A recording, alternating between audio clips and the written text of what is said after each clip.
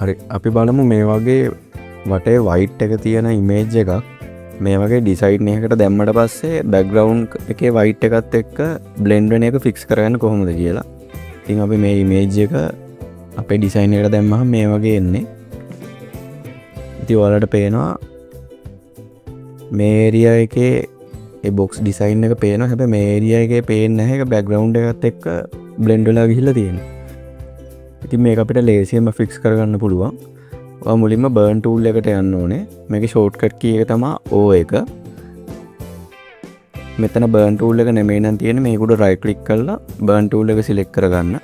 ඊට පස්සේ මෙතනින් ඔයාලා highlight සිලෙක්ට් කරන්න ඕනේ.